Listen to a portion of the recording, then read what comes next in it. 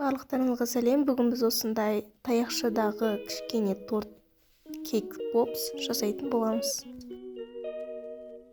Ең алдымен бисквит жасап аламыз. Мен бисквитқа 2 жұмыртқа, разотлитель, онымен араластырып, сүт, қант және де май қолдандым. Бисквитіміз дәмді болу үшін жұмыртқа мен қантты жақсылап араластыру керек. Бисквит жасау үшін видеодағыдай әрекеттерді жасаймыз.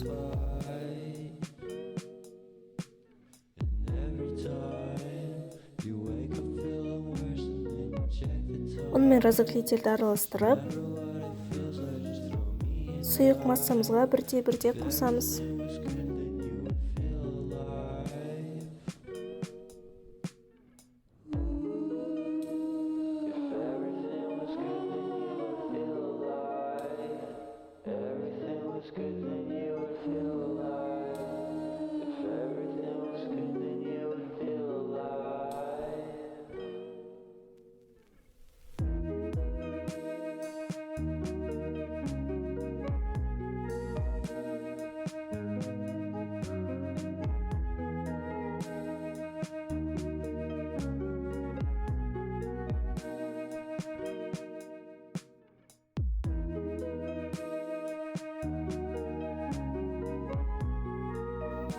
Бисквитіміз керемет болып шықты. Енді оның жарты бөлігін алып, осылай үгітіп аламыз.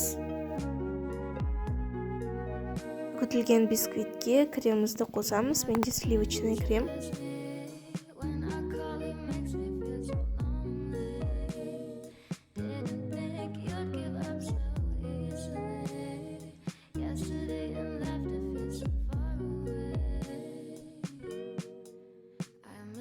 Осылайша шариктер жасап, шоколадқа малып аламыз. Осылайша бізде осындай дәмді, әрі тәтті, әрі тез уақытта дайындалатын мини торттар шықты. Осындай дәмді десерттермен отбасыларыңызды қуантып жүруді ұмытпаңыздар.